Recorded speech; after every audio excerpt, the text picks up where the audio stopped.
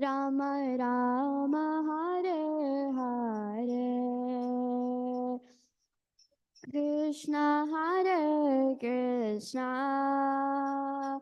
Krishna Krishna Hare Hare, Hare Rama Hare Rama, Rama Rama Hare Hare, Hare Krishna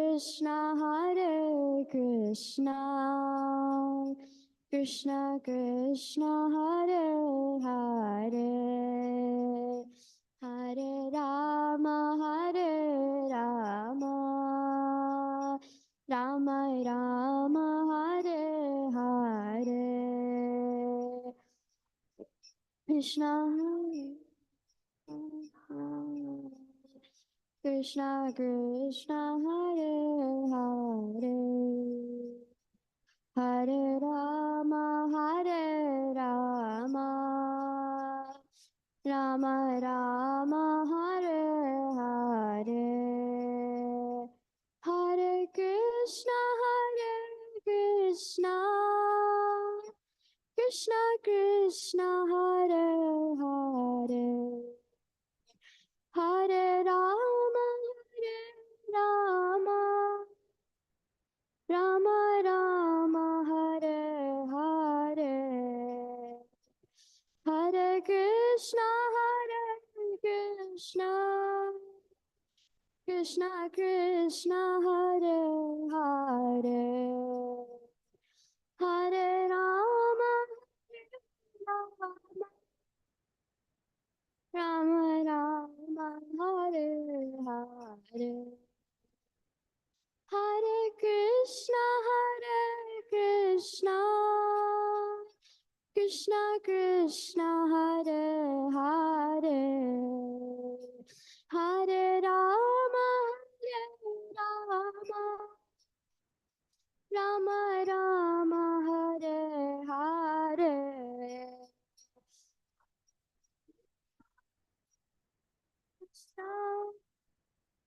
Krishna Krishna Hare Hare, Hare Rama Rama Rama Hare Hare, Hare Krishna Krishna Krishna Hare Hare, Hare Rama Rama Rama Rama Hare Hare, Krishna Hare Krishna Krishna Krishna Hare Hare, Hare Rama Rama Hare Hare, Hare Krishna Krishna Krishna Hare Hare, Hare Rama Rama Rama Rama Hare Hare, Hare Krishna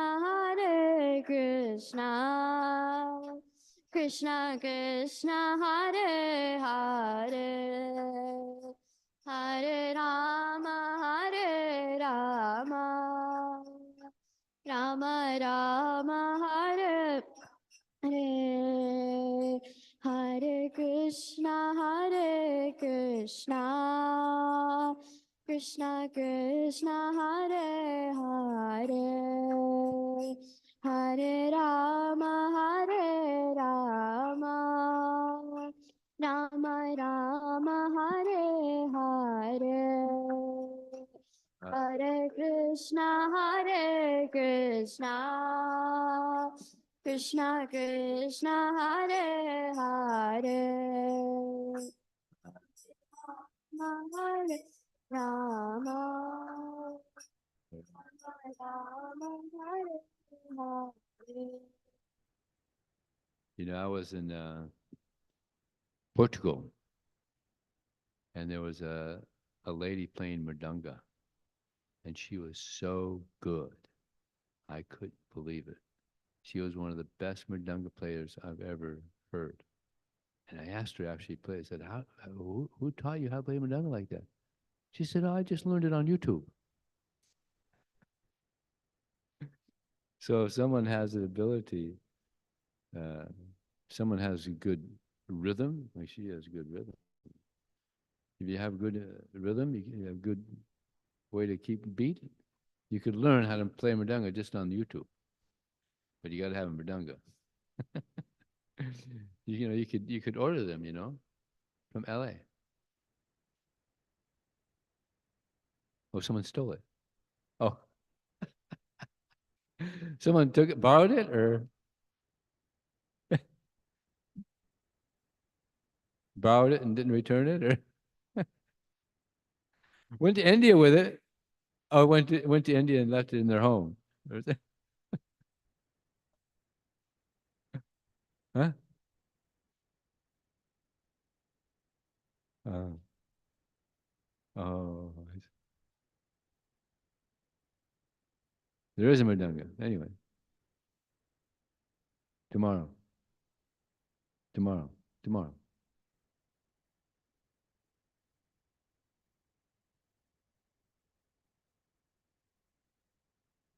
Jaya Radha Madhava Kunja Bihari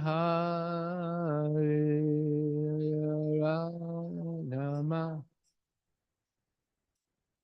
Kunja Bihari Jaya Radha Madhava Kunja Bihari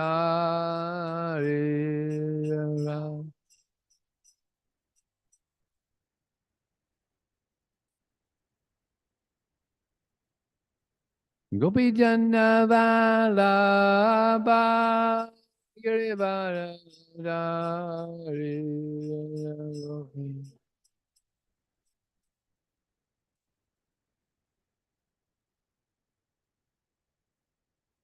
Gopi Janna Vallabha Girivara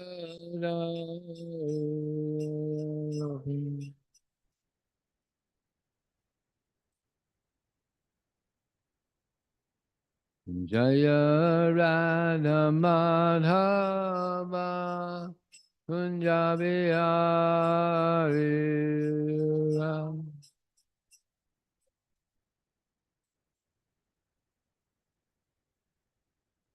Jaya Radha Madhava Kunja Bihari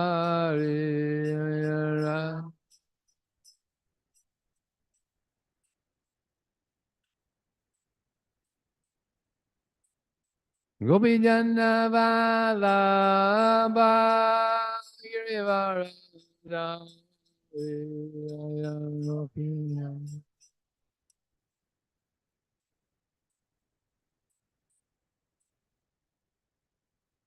Gopi Janna Vallabha Girivara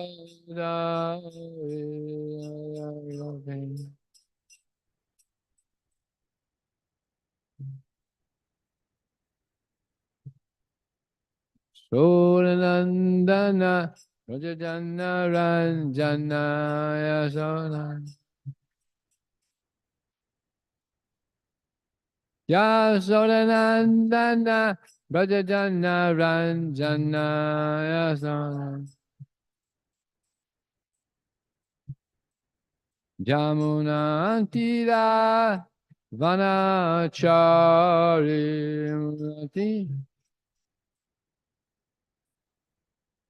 Jamunantira Vanachari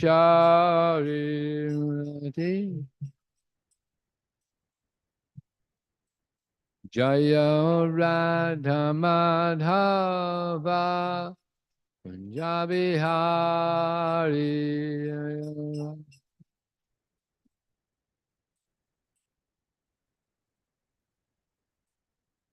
Jaya Radha Madhava Punjabi Hari Hare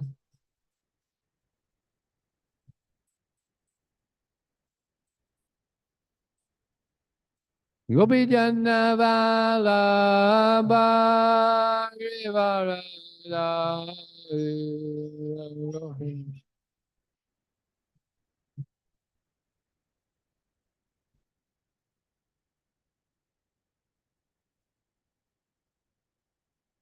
Gopi Janna Vallabha Givarada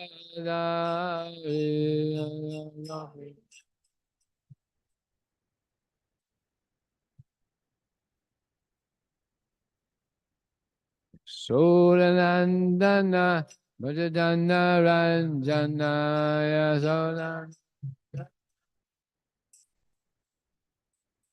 Yasodanandana Bhajadana Ranjana Yasodanandana Jamuna Tira Vanachari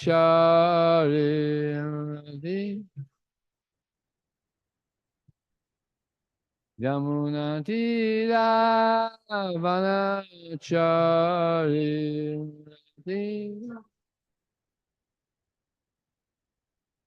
Hare Krishna, Hare Krishna, Krishna Krishna, Hare Hare, Hare Rama, Hare Rama, Rama Rama, Hare Hare, Krishna.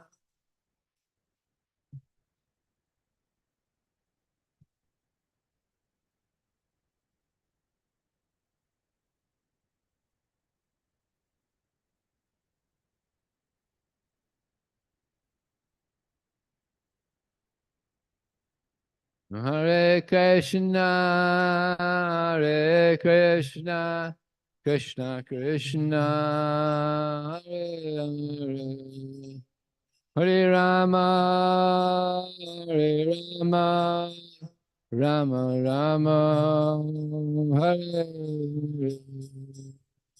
Krishna.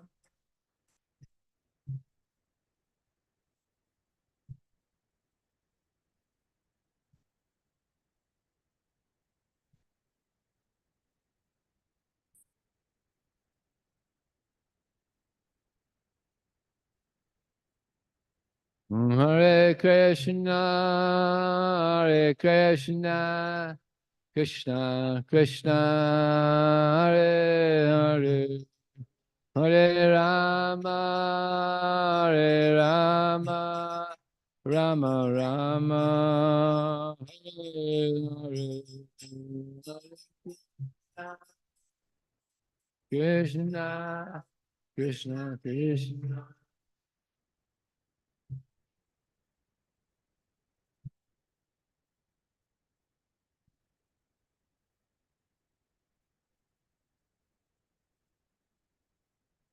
Hare Krishna, Hare Krishna, Krishna Krishna, Hare Hare, Hare Rama, Hare Rama, Rama Rama, Hare Hare, Hare Krishna,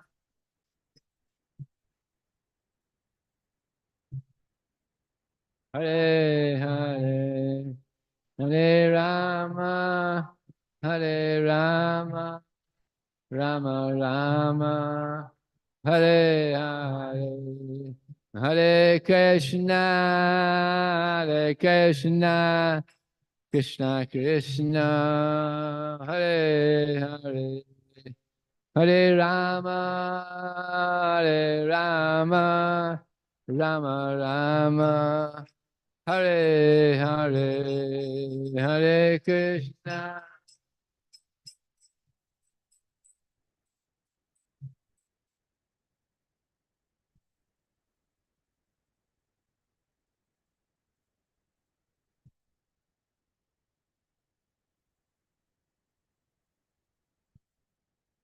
Hare Krishna, Hare Krishna, Krishna Krishna, Hare Hare, Hare Rama, Hare Rama, Rama Rama, Hare Hare, Hare Krishna, Krishna Krishna, Hare Hare Rama, Rama Rama, Hare Hare.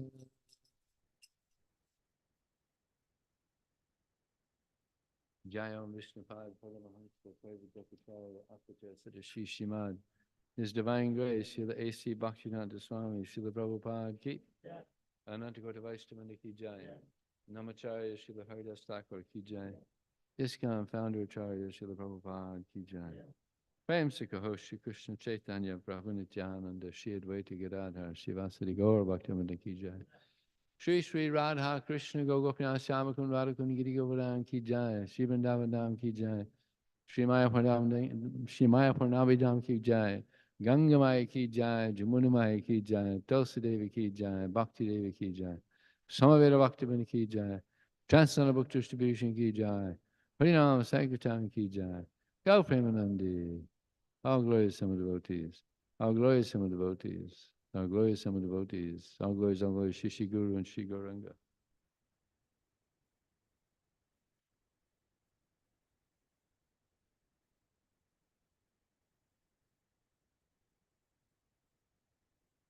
Hare Krishna, everyone. Welcome. So we're going to talk a little bit about book distribution again tonight, and we're going to read from the Chaitanya Charitamrita.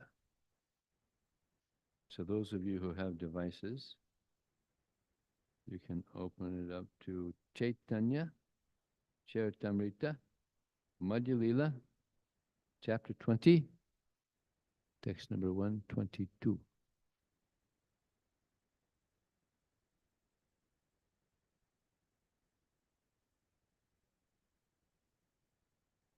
Jaya Jaya Sri Chaitanya Jaya Nityananda Jaya Dvaita Chanda Jaya Gaura Bhakta Vrinda Jaya Jaya Sri Chaitanya Jaya Nityananda Jaya Dvaita Chanda Jaya Gaura Bhakta Vrinda Jaya Jaya Sri Chaitanya Jaya Nityananda Jaya Dvaita Chanda Jaya Gaura Bhakta Vrinda. So there's 20 to 122. Y'all got it? No, chapter 20. 20, and then the verse 122.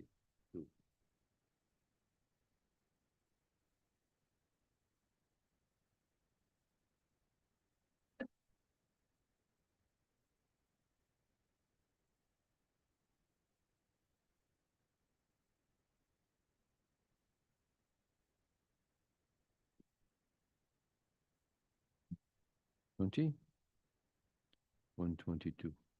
Madhya Lila. Ready? Maya Mugdha Jiva Nahi Swata Krishna Gyan Jivera Kripaya Koila Krishna Veda Param Maya Mugdha Jiva Nahi Krishna Swata Krishna Gyan Jiva Kripaya Koila Krishna Veda Param Maya Mugdha Jiva Nahi Swata Krishna Gyan Jiva Kripaya Koila Krishna Veda Param.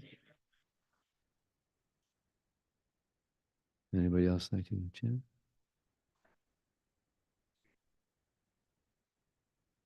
Maya Mugdha Jiva Nahi Swata Krishna Gyan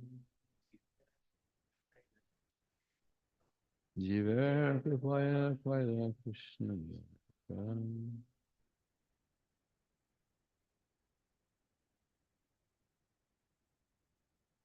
Maya Mudhan Jivanaya Spata Krishna Gyan. Jivera Kripaya Kraya Krishna. Maya Mugdha, enchanted by the illusory energy,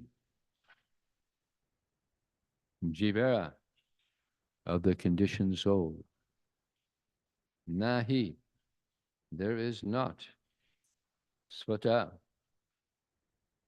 automatically. Krishna Gyan, knowledge of Krishna. Jivere, unto the conditioned soul. Kripaya, out of mercy. Koila, presented. Krishna, Lord Krishna. Veda Paran, the Vedic literature and the Puranas. Supplements to the Vedic literature. Here's the translation and purport by His Divine Grace, Srila Prabhupada Ki. The conditioned soul cannot revive his Krishna consciousness by his own effort. But, out of causeless mercy, Lord Krishna compiled the Vedic literature and its supplements, the Puranas. Purport. A conditioned soul is bewildered by the Lord's illusory energy. Anybody here bewildered by the Lord's illusory energy?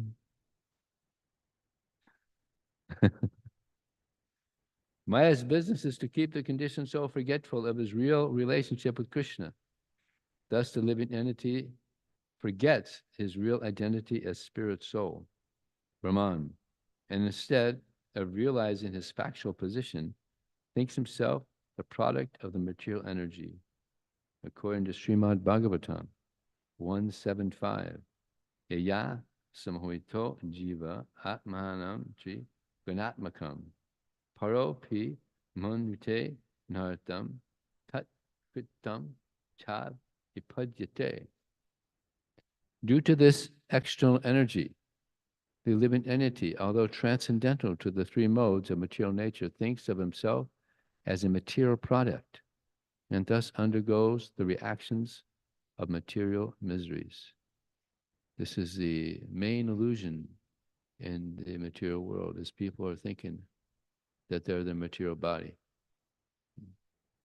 But even Socrates, he's the father of modern philosophy.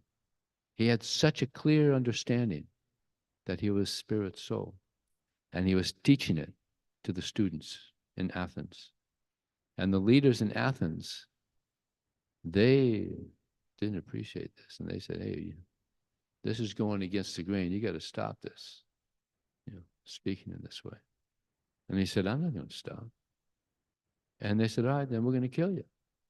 You do as you like, but I'm going to keep on teaching what I'm teaching." And his students said, "Socrates, you could leave. You don't have to stay here. You could avoid all." No, I'm not going to run from them. He had no fear. That's another thing. When you become self-realized, there's no fear. Here's this philosopher. Even today, he's famous. Him, Plato. Plato also had this understanding. So they said, "All right, then we're going to kill you." They gave him this, what was it, hemlock. And before they killed him, they asked him, "So, do you want to be buried or you want to be burned? What do you?" You know what he said? Anybody know what he said?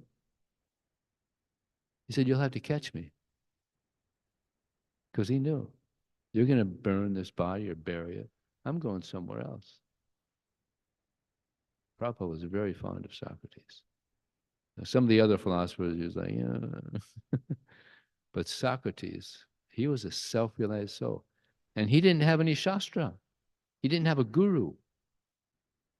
Just on his own, by his own intellect, he was completely realized. Self-realized soul. But now you go to the universities, you can't learn anything about the soul. And Prabhupada was at MIT. He was teaching at MIT to the students there. And he said, why is it that there's no course in this university? MIT is the top university. Why is it there's no course where we could learn? What's the difference between the dead body and the live body? Why can't you learn about it? What Socrates taught? Because they don't know. The modern educational said they don't know. But he was right on top, self-realized soul.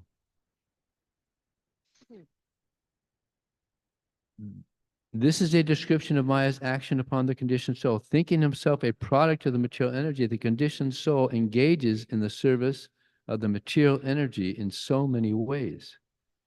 He becomes the servant of lust, anger, greed, and envy. In this way, one totally becomes a servant of the illusory energy. There's a verse by Rupa Goswami.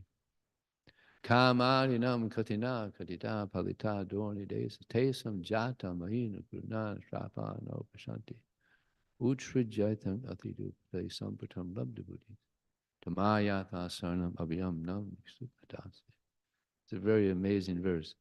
He says, for so long, I've been the humble, menial servant of many bad masters. And what are those masters? Lust, anger, greed, envy, illusion, and madness. So humbly I've been serving these bad masters, and they've never been merciful to me. I've never gotten anything good out of serving these bad masters. I've never been ashamed of serving these bad masters. I've never wanted to give up serving these masters. But now, my Lord, you've given me transcendental intelligence. I no longer want to be a humble servant of these bad masters. Now I just want to serve you. Krishna is known as Diyampati. He's the Lord of intelligence. The Lord of intelligence. If we're sincere, he gives us intelligence by which we can understand who we are. We can understand the external energy, the internal energy, the marginal energy. So many energies. Some people say, you can't see the soul. How do you know it exists? Like in modern science, if you can't see it, it doesn't exist. But there's so many things we can't see, but we know exist, just like there's air. Nobody has ever seen air, and it's right in our face. Can't see air. How about thoughts? Anybody ever seen a thought? Do thoughts exist? We all have thoughts, but you can't see them. Time. Anybody ever seen time? We know it exists, right? Can't see it. So many things we can't see, but we know exist.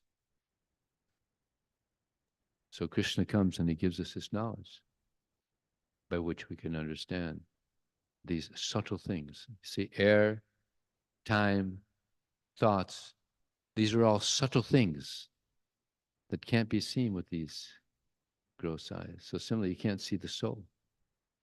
It's subtle. As Prabhupada would say, it's anti-material. It's not material, it's spiritual. But one can see Krishna with spiritual eyes, but one has to be pure. When one becomes pure, one can see Krishna. He's everywhere. But to see Krishna, one has to be very pure. And that's what this is all about, is getting purified. Just like there's machines by which you can purify water. It's like you can get some muddy water, just undrinkable, but it can be purified. You know? Water purifiers. There's air purifiers. There's so many things they can get purified. So there's also consciousness purifier. And that's the holy name. And hearing Shastra, the consciousness can become purified.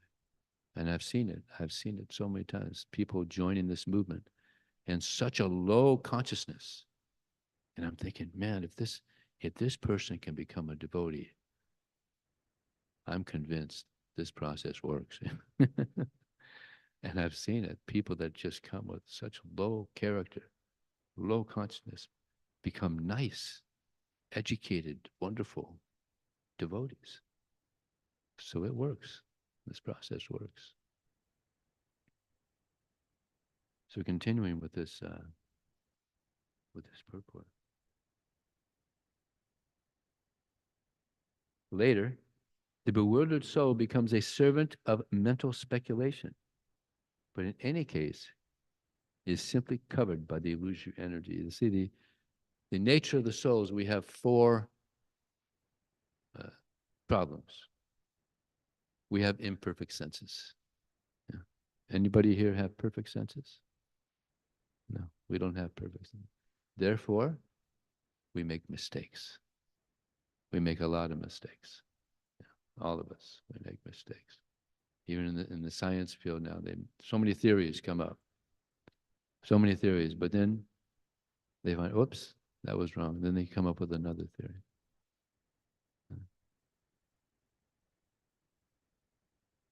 So we make mistakes. We have imperfect senses. Therefore, sometimes we're in illusion, Maya. And therefore, there's the cheating propensity. I was speaking to one student at a university. I mainly go to universities. I went to ATM too. You go to ATM? I mean, what is it? ATM. ATM. Texas A&M. I was there just actually a couple months ago. I was with me and you go there, right? That devotee, Patita Pavana Prabhu from Houston. We were there for about a week. A lot of Christians there. You probably noticed, right? They were trying to convert me.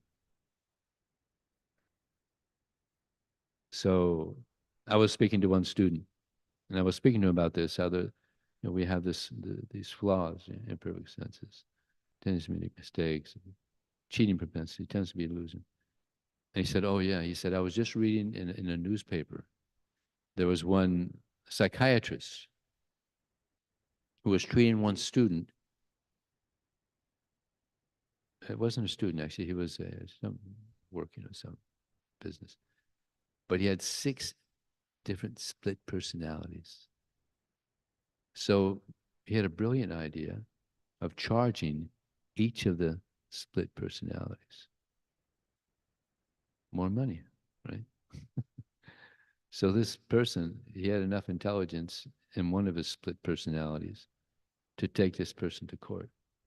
And the judge couldn't believe it, that this psychiatrist is charging each of the split personalities on one person. Took away his license, went to jail for 2 years. So it's just cheating, so much cheating going on. Bhaktisiddhanta Saraswati Thakur said this world is made up of the cheaters and the cheated.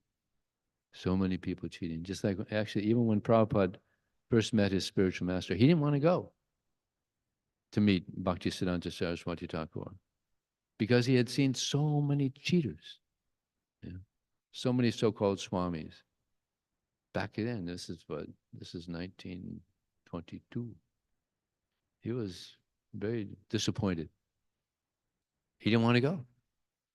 But his friend he said, this is a special Swami. You got to meet this person. So he dragged him to meet Bhaktisiddhanta Saraswati Thakur. And he was so impressed with Bhaktisiddhanta Saraswati Thakur. So impressed. So intelligent. Now what's really amazing is when Bhaktisiddhanta Saraswati Thakur first met Prabhupada, they were just paying obeisances to him. And before they had even finished paying obeisances, Bhaktisiddhanta Saraswati Thakur said, you're intelligent young men. You should preach this message of Sri Chaitanya Mahaprabhu to the Western world. He was shocked. He had not even met him yet, and he's instructing him on what he should do for the rest of his life. So Prabhupada argued with him.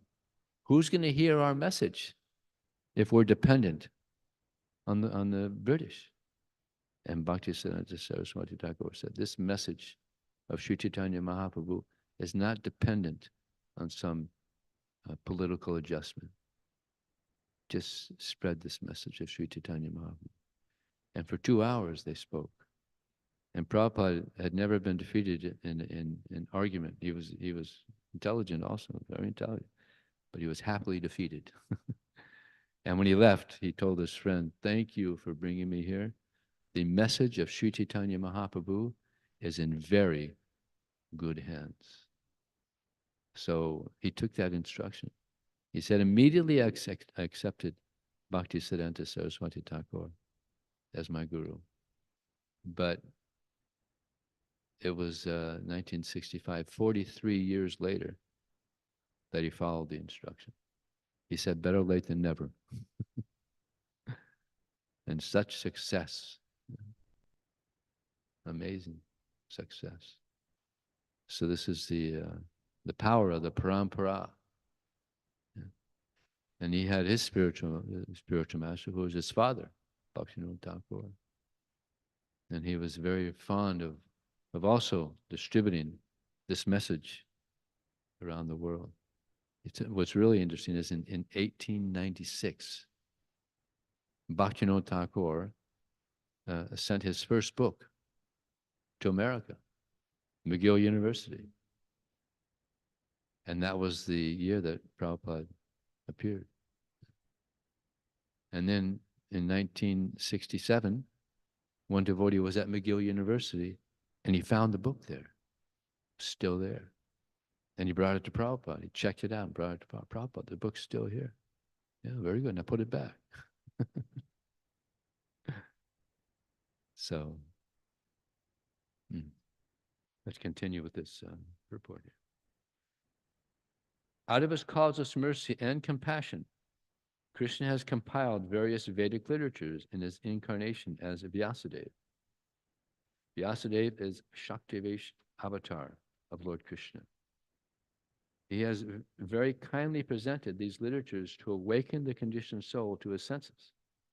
Unfortunately, at the present moment, the conditioned souls are guided by demons who do not read the Vedic literature. Although there is an immense treasure house of knowledge, people are engaged in reading useless literature that will give them no information on how to get out of the clutches of Maya. The purpose of the Vedic literature is explained in the following verses. Om Jnana Tamanandasya Gyananjana Salakaya Chakshram Malichanjena Tasmai Shri Gurave Namah.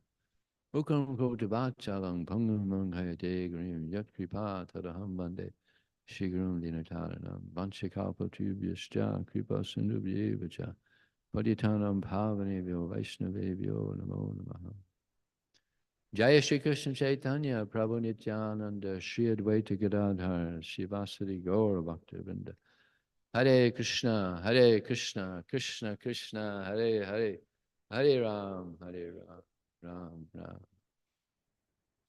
So this is a very interesting verse.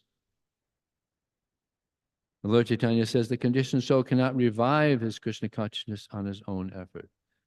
Imagine if we didn't have these books. We didn't have the Bhagavad Gita. We didn't have the Chaitanya Charitamrita. Prabhupada had not come.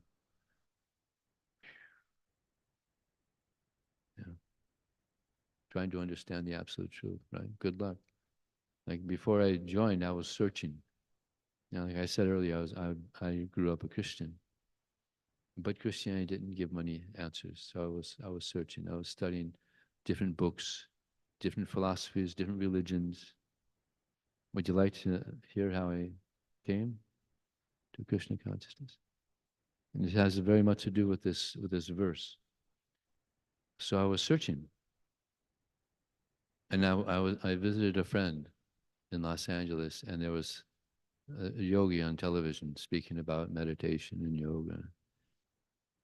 And it sounded a little interesting. And they mentioned that there's a place in Los Angeles where we could learn more. So I went there, and what they do is they give you 3 days. Of course, you could hear what they have to offer. So I heard what they had to offer, and then at the end they said, if you like, you can get a mantra. You could buy a mantra. Now in America, it's all about money, right? In India, no one ever sells mantras, right? Have you ever heard of that? Or does it happen there too? Anybody know? I don't think so, right? You don't sell mantras in India. But in America, everything, you sell everything. So I bought my mantra, $120 for two-syllable mantra, Ayin Ga. Ayin Ga, that was it. Up $60 each. So then Srila Prabhupada heard about this. And Prabhupada said, you see, I could have made so much money. Hare Krishna mantra has 32 syllables. I could have been a millionaire in no time. So I got my mantra, and the idea is you chant this mantra 15 minutes in the morning, 15 minutes in the evening. And it was good, and it kind of helped me slow down a little. Southern California kid, just doing nonsense things that Southern California kids do. So it helped me slow down. So then I got this book by Baba Ram Das, who was famous back in the 60s and 70s. So I was reading his book, and then I was thinking, Los Angeles probably isn't a very good place for spiritual life. So I decided to leave on a journey of self-discovery, find out who I am. So I went traveling and reading this book. And in the book, he says, as one advances in spiritual life, one becomes detached gradually from material things, money and material things in general, family attachments. And I thought, all right, that makes sense. You go on a spiritual journey, you become detached from material things. So as I'm traveling, someone stole all my things. I thought, all right, good, very good. Process is working already. So I thought maybe the Bahamas would be good, islands off of Florida. So I went to Miami, got a flight to Bahamas, and I was disappointed. It was very, very materialistic. So I decided to leave the next day. But before I left, someone stole my money. But I was so happy. That was really good. Because I knew I'm going on a journey now. I'll never go back to material life again. Actually, at that point, I was so happy. I had never been so happy in my life because I knew I'm going on a journey, and it's going to be a nice journey, and I won't go back to material life again. So I was just anticipating the next page to open in this journey. So I went back. Somehow I still had my ticket. I had my passport. I had this book. So I went back to Miami, and I started hitchhiking, not knowing where I'm going. Just I'm on this journey. Let's see what happens. Someone picked me up and asked where I was going. I said, I don't know, but I'm on this journey, and it's a nice journey. So wherever I go, I know it's going to be a good place. So he said, well, you're going to need money wherever you go. So go down to Key West, get a job in Key West. So I took that as some divine arrangements. I went down to Key West, got a job. And I'm still reading this book by Baba Ram Das. And in the back of the book, he had books recommended to read. And one of them was Bhagavad Gita. Now I had heard of the Bhagavad Gita, and I've wanted to read it. So I thought, all right, let me get this book. So I went to the public library, and there was 4 different Bhagavad Gitas. Do you know there's actually hundreds of different translations? Because everybody wants to translate the Bhagavad Gita. All those, so-called spiritual people, But none of them were actually living the teachings. They were just giving some academic translation, not actually living the teachings. That's why Prabhupada called it Bhagavad Gita as it is. And all the other Bhagavad Gitas can be called Bhagavad Gita as it isn't. Because it's not the real thing. There was one commentator, he said, when he got to the verse, Sarvadhamam Parityajya, his commentary on that was Krishna is asking for too much. Such rascals. So this fool doesn't know that if you give yourself to Krishna, he gives himself to you. So you come out doing really good. Go to the spiritual world. So, yeah, there's many. Even Gandhi said he said that the Bhagavad Gita and the Pandavas is all an analogy. The Kurukshetra is just a field, or it's just the body. You know, the Kurukshetra is the body. The Pandavas are the five senses. And he didn't accept that Krishna even existed. But he's given a commentary on Krishna's words. So what is that? Very sad. So anyway, so I there was 4 Bhagavad Gitas. Now which one to take? Fortunately, Prabhupada's was more attractive. I pulled out Prabhupada's. Otherwise, who knows where I'd be now, Yeah.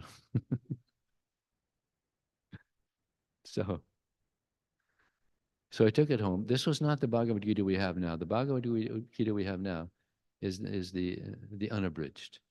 That was the abridged. Macmillan, which only had maybe half the purports and no Sanskrit. Of course, I couldn't read the Sanskrit anyway, so that wasn't the problem. But I couldn't put it down. I read it in 3 days. And from reading the Bhagavad Gita, I started chanting the Hare Krishna mantra. And I thought, now here is a mantra, and I don't even have to pay for it. I didn't even pay for the book. So I was reading this book, and I was like, wow. I mean, I was reading, I was thinking, this is it. This is the end of the road. This is what I've been searching for in this journey.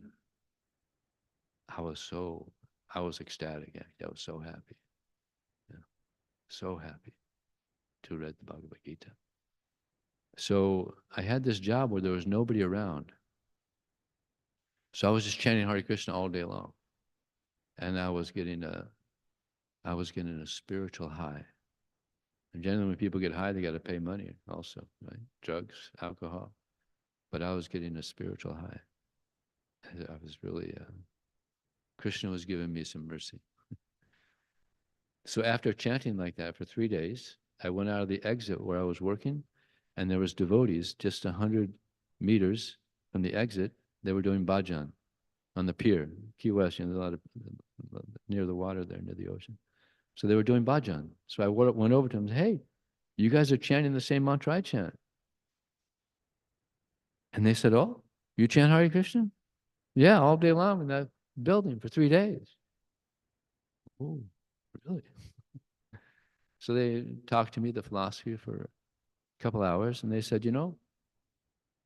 we have a place here. You can come and stay with us. All right. So I moved in with him that night. Yeah, Krishna took me very quickly. It's said that when one is searching for a spiritual master, then Krishna, he makes all the arrangements.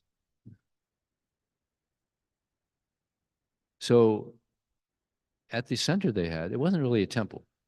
Still, they don't have a temple in Key West. But there was just a few devotees trying to keep something together. So they had many other books there. They have one book, Nectar of Instruction, Rupa Goswami. In the 5th verse of this Nectar of Instruction, Prabhupada's given a commentary, and he says, Bhakti Siddhanta Saraswati Thakur says that if one does not chant 64 rounds a day, one is considered to be a fallen soul. And I was thinking, God, I don't want to be a fallen soul. So I started chanting 64 rounds. Takes about 8 hours. But I was still working, so I couldn't continue. So I brought it down to 32. So I was chanting 32 rounds a day, and then the devotees there said, in Miami we have a real temple. You should go to Miami, and they'll train you up in Krishna consciousness. You could join the Bhakti program. So I did that, And actually, I don't know if I mentioned, when I left LA, I was looking for a paradise. Did I mention that? Yeah, when I left LA, about a month earlier, my idea was I'll try to find a paradise where I'm living with like-minded people, spiritual people, nice spiritual people. So that was in Miami. Miami was beautiful. 8 acres. And there was 6 acres of just flowers. So we were sending all the flowers to the temples around America for their deity worship. That was my first service. I was picking flowers. And there was a little lake there, and there was 60 mango trees. And these were good mangoes. We had mango pie, mango cake, mango chutney, mango ice cream. We had mango coming out our ears. Lots of mangoes. That's the only tropical place in mainland America. They have in Hawaii also, but only good mangoes, huge mango trees. Wonderful. And there was peacocks and ducks, and it was wonderful. Paradise. But how did I get there? From the book. Yeah, I read the book. I was just so impressed. Actually, I was speaking to a lady, Indian lady, Hindu, just a couple days ago in uh, in uh, in Mountain View, and she didn't want to read the Bhagavad Gita because that's just some man speaking. So then I gave her that thing I just mentioned to you, that we have imperfect senses, we commit mistakes. I mean, how do you know? Who are you to say that? How do you know? How do you know he's just a man? How do you know? I read the Bhagavad Gita, I told her, and I was convinced anybody that can speak in this way or can write in this way must be God. And she was shocked that I said that, and I told her this is 5,000 years old. How many books make it 5,000 years? I mean, how many books make it even 100 years? I mean, you got to be a really good writer, just even if someone's still reading 100 years later, right? Like Shakespeare or someone. His had been read for hundreds of years. That's only one person. That's 100. Here's 5,000 years. And still it's being read in universities all around the world. It's been translated into, like, I don't know, at least 100 languages. Krishna just spoke it off the top of his head. Generally, when someone writes a book, I mean, I know I wrote a book. I wrote one book, this Treasures of the Brihat Mridanga. You might be interested in it. It's on Amazon if you want. Devotees have been quite inspired by it if you want to pick it up. You can get it on Amazon. It took me 8 years. It takes a long time. I had no idea it takes long. It was compiling stories, a lot of nice stories in the book. So Krishna just spoke it off the top of his head. That's God. He just, it's not that he had to stay up, all night long thinking, well, it's got to be good, I mean, I'm God. It's got to be good. Or take weeks or months. No, top of his head. He speaks the Bhagavad Gita, and it's read thousands of years later. 5,000 years. It'll be read again 10,000 more, 20,000 years, still be studied. That's God. When he speaks, people listen. So, and therefore, this is the compassion of Krishna. He comes and he speaks the absolute truth. And if we distribute the absolute truth, he's very pleased. And there's a statement in the Chaitanya Charitamrita by Lord Chaitanya. Ata eva ami agyat balun sabhakare. He says, this is a powerful statement by Lord Chaitanya. He says, I order everyone to accept this Krishna consciousness and distribute it everywhere to everyone. Because this is what is most needed, spiritual knowledge. People don't have this spiritual knowledge. And therefore, they're engaged in so many material activities. Like I was engaged in so many material activities. But when I read the Bhagavad Gita, I haven't engaged in any material activity since. 46 years later. No gambling, no intoxication, no meat eating, no illicit sex. Chanting 16 rounds, 16, every day. This is the power of the words of Krishna. One becomes uninterested in these material things because these material things, they don't satisfy the soul. They don't satisfy. Therefore, there's so much frustration. Anybody know what is the biggest disease now on the planet? Anybody know? Anybody know? Take a guess. Huh? Mental problems. Yeah, stress. Stress. People are so stressed out. And from stress, so many other problems happen. So because their intention is just on the body and material things. But that's not who we are. We're the soul within. And the more the soul connects with the Supreme Soul, the more we become satisfied. Akinchana dantasya santasya samachetasa maya santusamanasa sarva sukha maya dasha. It's a beautiful verse. One who is free of material desires. Anybody in here have material desires?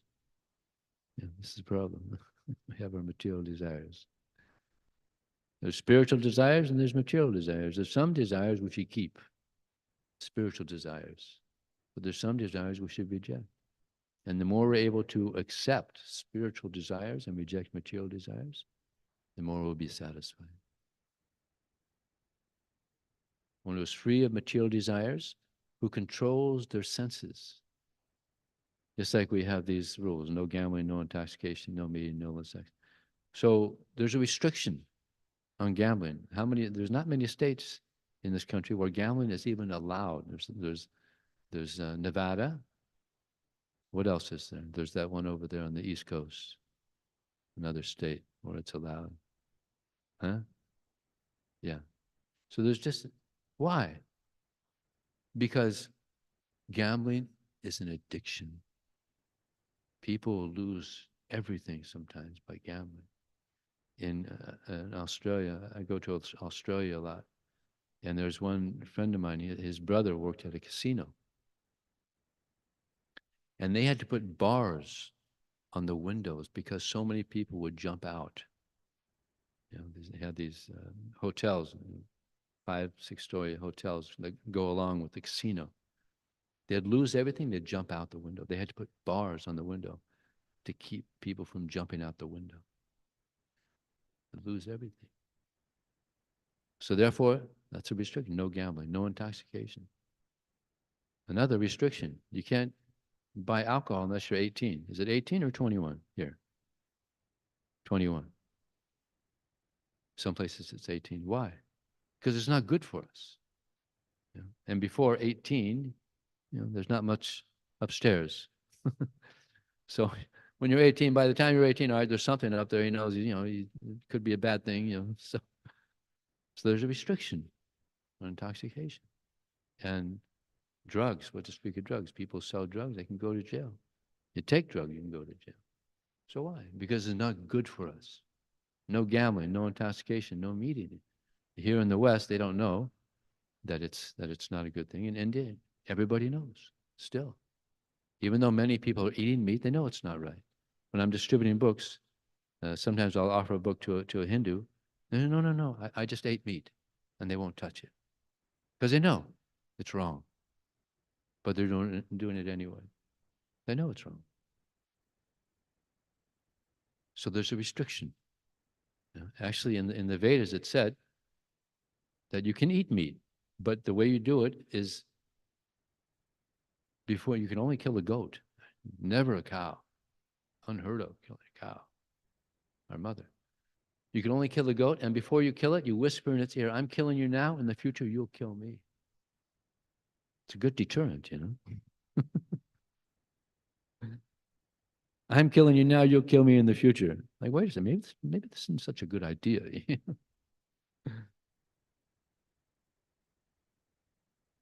And illicit sex, also, that's a Here in the West also, it's not so much known that it's not good. But we're seeing the results now that it's terrible that now women are getting married and they've already had so many relationships with other men. And therefore, what is the divorce rate now? Anybody know the statistic? Something like 50% after 10 years are divorced in America. Now in India also, now there's divorce. Previously, there's no such thing as divorce, isn't it? Even 50 years ago, there's no divorce. Then they changed the law. Okay, now you get divorced. There's a movement, abstinence. Did you know that? Amongst some women, abstinence. No sex until they get married. And they'd be criticized. What are you talking about? Are you serious? But that's nice, actually, to retain that desire. Otherwise, we see the result. So, Prabhupada and Krishna are giving us a life of purity. If we live a life of purity, then we can be satisfied. So the rest of that verse, akinchina dantasya santasya. So if you have no material desires, if you can control your senses, you're shanta. What is shanta? Peaceful. Then you're peaceful. Kinchina dantasya santasya. Santasya, it's like in the Chaitanya Charitamrita also it's stated, Krishna Bhakti Nishkama, Atta Eva Shanta, Bhukti Mukti Siddhikami Sakli Ashanta. The devotees of the Lord, they're shanta. Why? Because they don't have any material desires. Krishna Bhakti Nishkama Atta Eva Bhukti Mukti. But those who are desiring material things, who want liberation, Bhukti Mukti Siddhi, they want some mystic perfection, they cannot be peaceful because they have some selfish desire. So this whole process is meant to help us become selfless. Selfless. And this whole, this book distribution that we're doing, this is a way to show our selflessness because we're going out of our comfort zone. We're going out to help people. Yeah. So that's a selfless activity. We don't get anything out of it. We don't get any money out of it, right? We give it all to the temple president, right? Right? And he's building a temple here, right? So you don't get anything out of it but the pleasure of Krishna, right? So akinchana shidantasya santasya samachetasaha. Samachetasa means seeing everyone equally. Yeah. No skin disease. No skin disease. Yeah. See everyone as a spirit soul. Everyone that we approach tomorrow, see them as spirit souls. Not American, not Indian, not Chinese, not Russian. Everybody is a spirit soul. This is the position of everyone. We're all spirit souls. So anybody who's able to see like this, wherever such a person goes, will only find happiness. You know that verse? It's a beautiful verse, isn't it? One who is free of material desires, who controls their senses, who is peaceful and sees everyone equally, wherever such a person goes, he will only find happiness. Isn't that nice?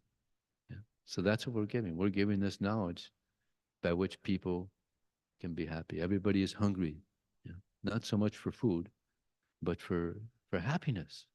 You know, people are frustrated. There's another verse in the Chaitanya Charitamrita, Lord Chaitanya. He says, Bharata Bhunte Hoila Munusha Janmaja Sakalikari Karapara Upakara. That anyone who has taken birth in this land of Bharatvarsh should perfect their life and give this knowledge to others. Who here was born in India? You guys are born here. Yeah. So practically everybody here. Bharata Bhumite Hoyle. Huh? Yeah, that's right. Bharatvaras, the whole world was Bharatvaras. That's right. Now it's been separated so much. Um, so we should perfect our life by this hearing and chanting and give it to others. There's people that are searching. Just a few days ago, I met one person who came to the table and I offered the Bhagavad Gita, and the lady and a man, she said, "This book has been following us." I said, "That's why I'm here. Now you finally get it." You know? So she was very happy with the Bhagavad Gita and many other books. I had an interesting experience in Los Angeles. I was distributing books in the airport back in the 80s and 90s, 70s. Also, we were distributing books in the airports because it was considered a public place. So I approached one man, and he was showing a little bit of interest. But then he said, "Yeah, I probably won't read it. I'm not that interested." So I pointed to his head and said, "Up here, you're not that interested. But here," I pointed to his heart, "here, you're very interested." He said, "All right, you got me." So he took it. Just the next day, I approached one Indian man, and I offered the Bhagavad Gita to him. He said, "I have something to show you." And I was thinking he's going to bring out another Bhagavad Gita or something. But he brought out the Bible. I said, "Isn't that ironic? Here I am, an American, offering you the Bhagavad Gita, and you're bringing out the Bible." So I said, "I read the Bible. Have you read the Bhagavad Gita?" He said, "No." "So you should read the Bhagavad Gita also?" He said, "All right, I'll read." So he took it with him. So, yeah, people will come up with excuses. Why? Sometimes people would say, "No, no, book is too heavy," because I'd be in the airport, big Bhagavad Gita, it's too heavy. And I tell them, "This book is so heavy, it'll carry you." "Oh, really? Okay. All right, I'll take it."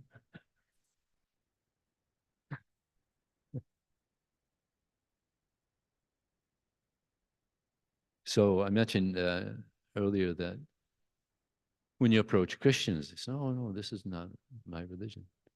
So you take off the defense with anybody. You could say that with a Muslim. Also, sometimes the Muslims, they say, "No, no, no, no, this is not my religion." "No, no, no, no, no.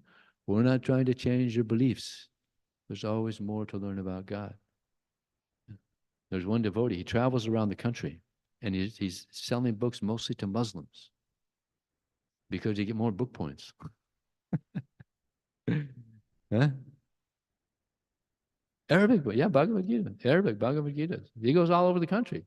He was just in Houston. Yeah, yeah. He was just in Houston selling books. He would go to the Arabic areas. Yeah. Big competition between him and Brigapati. He was actually number one last year in the world from distributing Arabic Bhagavad Gitas and other books. We have other books also in Arabic. So if they say they're Muslims, no, no, no, we're not trying to change your belief. There's always more to learn. Also, people say, "No, no, I'm an atheist." That's all right. We're not trying to change your belief, although we are. There's always more to learn. It's a great philosophical text. I tell them, "Hey, this Bhagavad Gita, Yeah, yeah, I've heard of it. Yeah, okay. It's a philosophical text. Actually, Bhagavad Gita is mainly philosophical. It's a lot of philosophy in the Bhagavad Gita. Therefore, I have a sign on my table that says, "Yoga, Meditation, and Philosophy Books." So, and that's what it is. We're given yoga. Actually, yoga means connection. So we're trying to help people to connect with Krishna. And now we become disconnected. We're trying to connect again with Krishna. Bhakti yoga. So these are some, yeah, they come up with many excuses of why not to take. Any other excuses anybody could think of when you're distributing books? It's getting late. Oh, I thought you were saying it's getting late. Now we got to try this. No. Getting late? How would that? Oh, yeah, that's a good one. I'm in a hurry. Then 30 seconds. Give me 30 seconds. That works. They say, all right, 30 seconds. You got it. I'm counting 29, 20. But then, yeah, after you start showing, they say, I show the pictures. That's another thing. Prabhupada has pictures in the books. Why? Because people like artwork, especially when there's a message. Yeah. Especially that there's that one in the Bhagavad Gita with the five senses, the five horses, the five senses. People love that. If you explain that nicely to people, people will get the book just for that picture. Yeah, I've seen it. Even there was one student, because I would go to one university, then the next year I'd go to the same university. I had a system of going like that. So I went to one university, and the next year I went to the same one, and the person he had gotten the Bhagavad Gita the year before, and he said, "You know that picture of the five senses and the horses?" I said, "Yeah, yeah." I cut that out, and I pasted it on my wall next to my bed, so in the morning I could see this is a situation. It really hits home when people see that. Yeah. Many times people get the book just for that picture. So if you can explain it nicely, yeah, people will get it just for that. Hmm? All right, give me a Bhagavad Gita. Give me a Bhagavad Gita, and I'll explain it to you.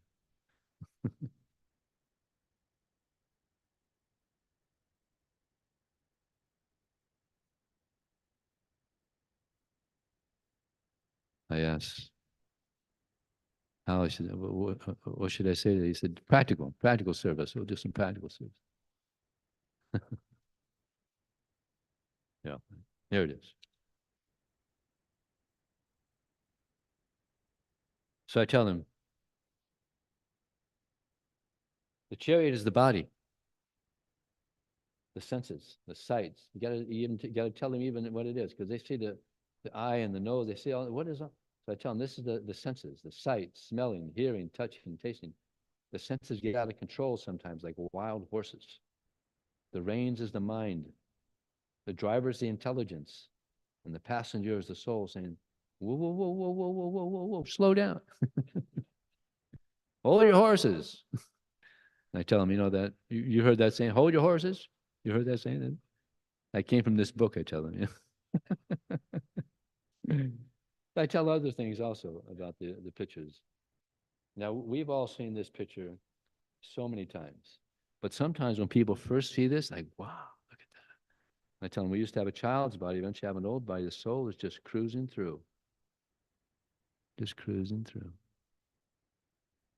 And this one I say, you see, this is the modes of nature: goodness, passion, ignorance. Everyone's moved by these different modes. And I tell them, which one do you fit under? And sometimes they're honest and they say ignorance. Most of them say passion. Huh? And then this one, they love this one. The wise person, the Brahmana, sees within everyone the soul, therefore has great respect for all different forms of life. And I tell them, wouldn't it be nice if everybody saw like that? No war, no racism. Racism is a big problem. Probably here in Texas, it's a big thing still, huh? Yeah. So these are some of the things I say about it. I ask them, sometimes they ask, well, what are you studying? What kind of work do you do? They say, oh, I'm an engineer. I said, see that guy there? He used to be an engineer. It's good to joke with him a little bit too, yeah. And then there's the karma. The guy got the bull's going back to him. And I tell him, you see this Sanskrit? We recommend you read the English part. You might be a little rusty on the Sanskrit. And I tell him this is what inspired Emerson, Thoreau, Gandhi. So these are some of the things I say about the Bhagavad Gita. And actually, this is what has inspired me more than anything else to distribute books. The purports in this Bhagavad Gita are just fabulous. Of course, Krishna's words as well, but Prabhupada just makes wonderful points in his purpose. So it's my favorite book, Bhagavad Gita. So maybe we'll open it up if there's any questions or comments. Yes, Prabhu. Hare Krishna. Fabulous class and very practical. Thank you.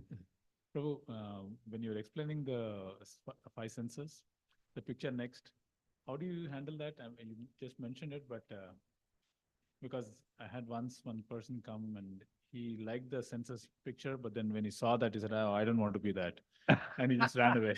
So, You know, I also met one guy. He said, "No, I'm not going to take your book because I want to get married." But I said, "No, it's okay. You can get married. You know? No, I don't want to take a chance." You're a little concerned. If I read that book, I might become so detached. I don't want to get married, but I want to get married. Some don't get married, but most get married, as we all know. So what I do is I just tell them this is meditation. Meditation is good. And don't worry, you won't become like that. There's nobody's like that around here now. So, but this one here, we're thinking of taking this out because it's this one here, karma. Actually, Jaya Swami said we should only have pictures in Bhagavad Gita that were there when Prabhupada was here. And this came after Prabhupada. And it's also pretty shocking. Sometimes I'm showing the parents and there's the kids there and the parents will cover the eyes of the children because it's pretty heavy. You know? Got an axe there. So I'm working on that one.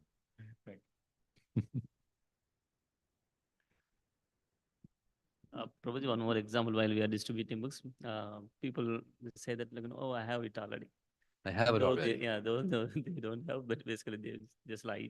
Then I ask them, which Bhagavad Gita do you have? Because as I said, there's a lot of different Bhagavad Gitas. So then I said, do you have the picture, the one with the pictures in it? And then I show them the pictures. And then I tell them, this Bhagavad Gita convinced us Americans, Europeans, Chinese, Russians to serve Krishna. So many Bhagavad Gitas came to America. Nobody became a devotee of Krishna. But when this Bhagavad Gita came, thousands of Americans became devotees. They gave up their materialistic life. Some of them had millionaire fathers, and they just gave their life to Krishna. Nice. I'll tell you my favorite pastime of Prabhupada. Would you like to hear? Very nice. Prabhupada is so wonderful. In 1970, Prabhupada was still in America. He was here for 5 years. And then he went, for different reasons, he went back to America. Krishna wanted Krishna consciousness to spread in America, ultimately. Actually, in Los Angeles, Dwarkadish spoke to Prabhupada and said, I want you to go to India now. And Prabhupada was speaking, but preaching is going so nice here. No, you go to India, I'll take care of everything. So there was, a little conversation. This is a pure devotee. He can speak to God. Someone might say, have some doubt, but what can God not do? He can speak. So he went to America and he wrote to all the temple presidents in America, send me one man, send me one good man from each of your temples. We're going to start our preaching in India. So one of the devotees that went there was about 30 devotees, and one of them was a devotee who you all know. I'm having a senior moment now. He's he's very dear to Tamal Krishna Maharaj. Giriraj Swami. Giriraj Swami. So he was Giriraj Das at that time. So he went to India. Now this was very difficult for the parents because he is the only son. Now he had already become a Hare Krishna. That was tough in itself. Now he's on the other side of the planet. So him and his wife, they decided to go to India to try to retrieve him, get him back. So he got information about their flight and he picked them up at the airport. And immediately the father's trying to convince him to go back to America. How could you come to India? Come on, it's a third world country. Come on, go to America. It's such nice. "Oh, it's okay. I like it here." He wanted to stay. So then when they got to the temple, he said, can you arrange a meeting with your guru? I want to speak to your guru. All right. Prabhupada was there at the time. So there was Prabhupada, there was Prabhupada's servant was there, Giriraj and Giriraj's parents were there. So the father explained to Prabhupada, this is our only son, and it's very difficult for us that he's here in India, so far away from us. Please, can you tell him to go back to America? So Prabhupada asked Giriraj, do you want to go back to America? And Giriraj said, no, Prabhupada, I want to stay here with you. So Prabhupada said to the parents,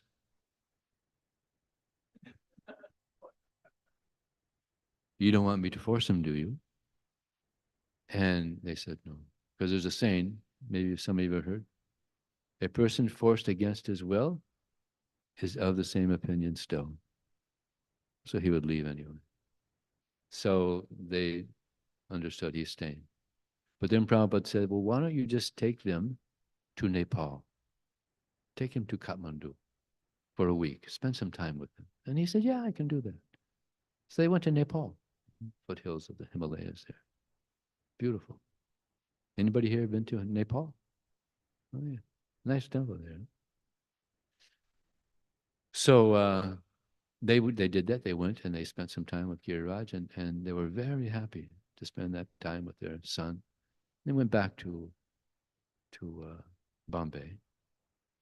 And Giriraj wanted them to spend some more time with Prabhupada. So he arranged another meeting. Just Prabhupada there with his parents. And Prabhupada didn't preach. Prabhupada's very intelligent. He didn't preach. He was just friendly to them. He had a good sense of humor. So he would joke with them. Differences between America and India. So he was just very friendly. So when they left, they were so happy. And the servant said to Prabhupada, he was there also. The servant said to Prabhupada, Prabhupada, you amaze me. Everybody loves you so much. And Prabhupada said, that's because I love everyone so much. That's Prabhupada. That's why this movement spread all over the world. He had an abundant amount of love.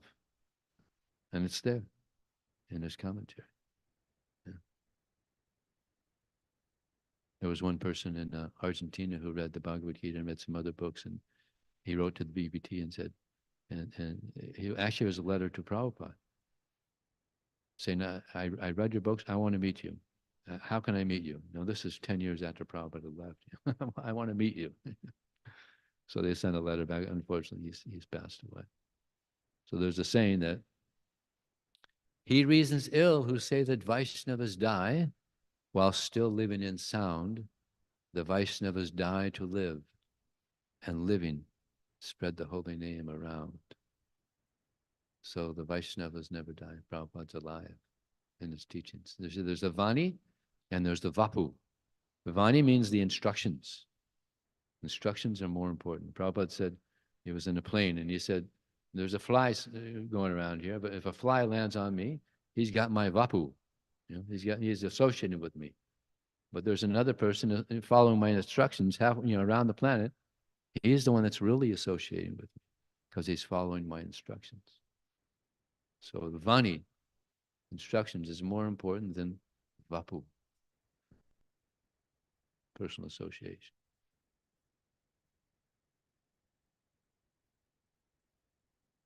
There's another amazing pastime of Prabhupada, another favorite, also in India, with these same devotees. About 30 devotees are going around India, and they ended up in Madras.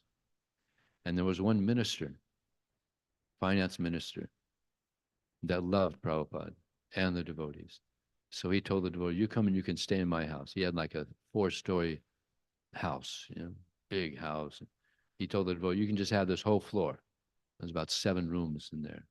This is just your floor. So they were happy with that. And there was a little girl Saraswati, 5 years old, who he really liked. Little blonde-haired girl. You don't see blonde-haired girls in India. She's probably the only one. So they would go to these pandals, 10,000, 20,000 people, and she'd be dancing, singing and dancing. And the Indians are like, shocked. So he was very fond of this little girl. So he gave her a little gift, a solid silver murti of Krishna. And she was so happy. She was so happy to have that. But Prabhupada told the gentleman, it's nice that you've given her this murti, but she's a young girl. She'll probably lose it. It's very expensive. Do you have something that's less expensive? Because Prabhupada had 5 children. He knows children. So he said, yes, I have something. So Prabhupada took the gentleman took the silver one. He went to get another. So meanwhile, Saraswati comes back and she's looking for Krishna. She put Krishna on the table. He's not there. And she says to the devotees, hey, where's Krishna? I put him here. Where's Krishna? And Prabhupada caught her mood. Maybe they put him in the bedroom. Check the bedroom. So she runs in the bedroom, looking all around the bedroom. Check that bedroom over there. So she runs into that. No, Prabhupada. He's not there. He's not there. Go in the kitchen. Maybe he's in the kitchen. Run in the kitchen. So she's running all over the place looking for Krishna. Where is Krishna? Where is Krishna? Hey Radhe Rajadevike Chalalite. Hey Nanda Suno Kuta. Shri Govardhana Kavapadavattade Kalindi Vanye Kuta. Gosantavati Sarvata Vajapare Kedar Mahavivalo. Vande Rupa Sanatana Raghuyugo Shri Jiva Gopalago. Prabhupada started chanting this verse because this is the 6 Goswamis. They were going all over Vrindavan. Where is Krishna? Where is Krishna? Is he on Govardhan Hill? Is he on the bank of the Jamuna? Where is Krishna? They're looking for Krishna. Where is Krishna? So little Saraswati, where is Krishna? Where is Krishna? Now she's almost in tears. Prabhupada, where is Krishna? And then her father, Shyamasundar, said, Saraswati, who has Krishna? And then it dawned on her, Prabhupada has Krishna. So she went to Prabhupada and paid a bait. Prabhupada, you have Krishna? Yes, I have Krishna. By then the gentleman had brought back another murti. They have these nice clay murtis, very colorful Krishna. You have in your home, beautiful, nice big Krishna, beautiful. You've seen his murti there? Beautiful murti, Krishna. So like that, but small. So it was a different murti, but it was beautiful. She was happy. All right, I got Krishna now. So the devotees were amazed to see Prabhupada bring out so much devotion from this little girl. She was practically in tears. Where is Krishna? Where is Krishna? And the devotees they brought out their devotion for Krishna. Where is Krishna? So Prabhupada was very Krishna conscious, and he brought out this Krishna consciousness from us, Westerners, Mlechas, Yavanas. This is the Shakti of Srila Prabhupada. Any other questions or comments? Okay. So maybe we'll stop there. Question? Hare Krishna Prabhu, wonderful class. Thank you very much. Thank you. What is your success rate My success rate? of books? Well, one time a devotee asked me, what type of people are taking books? And I said, well, if you're in good consciousness, anybody will take a book. See, it's all about the consciousness. If you're in good consciousness, 50% of the people take books, 1 out of 2. If you're not in good consciousness, maybe 1 out of 100. Or maybe 0 out of 100. So it's all about, I mentioned earlier, it's about the consciousness. If we have good consciousness, what is the consciousness? The consciousness is we're trying to give Krishna for the pleasure of Krishna and to help the conditioned souls. with no selfish motivation. This is the only this process of Krishna consciousness, the only thing where I've seen where devotees are trying so hard to be completely selfless and develop a love for Krishna. And there was one priest. He said that we're all about how God loves us, but you Hare Krishnas, you're all about your loving God. He saw that as the big difference between they never think about, oh, let me give my they think, oh no, Jesus died for us. We're there. We made it. We could do whatever we want. Jesus, he died for our sins. We're okay. We do whatever we want. We don't have to worry about loving God. No, he loves us. But no, it's a two-way street. We also have to show our love for Krishna. So we're going out there to please Krishna, because Krishna wants this knowledge distributed. We're going out there to please Guru and to help the conditioned souls. So try to be selfless. Pray to Krishna to be selfless.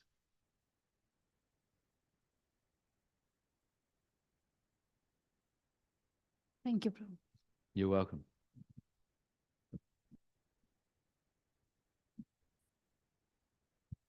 Hare Krishna. Prabhuji, very nice class. One quick question is, when we distribute the book, some people used to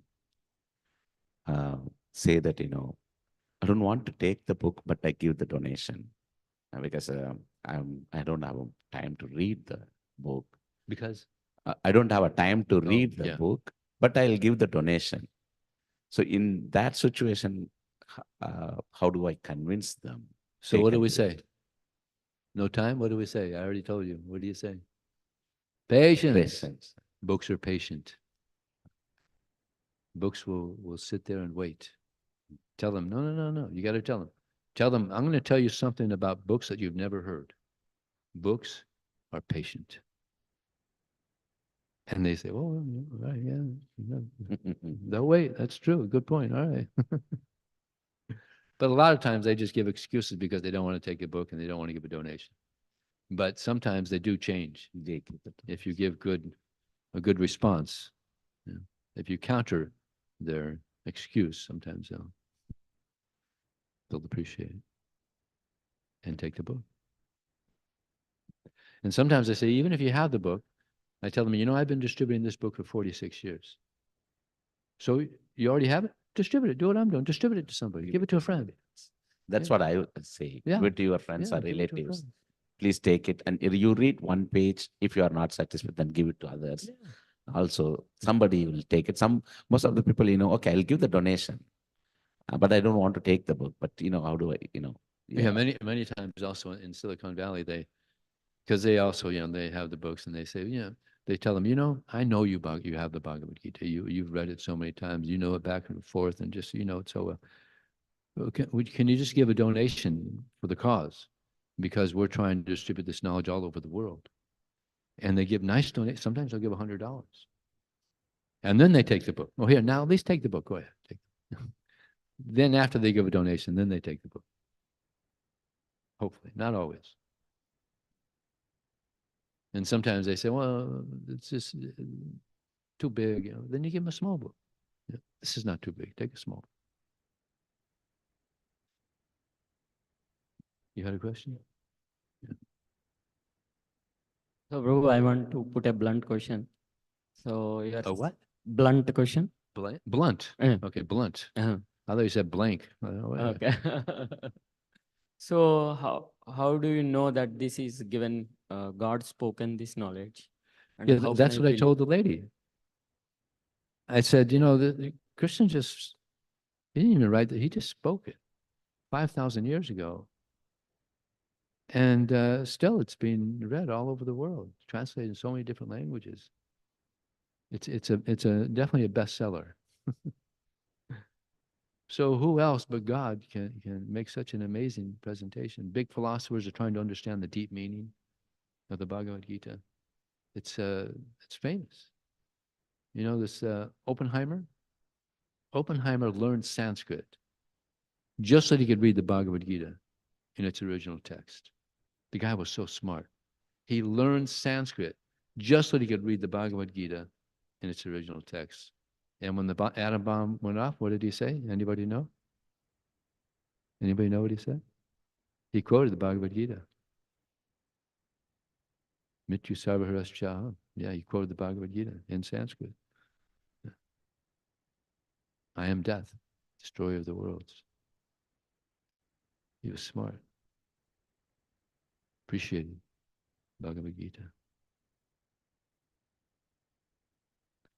Anything else? Okay.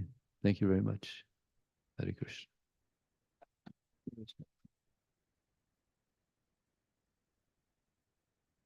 Yeah, short. Thank you, Prabhuji. So another wonderful session, second session today. So I will give a quick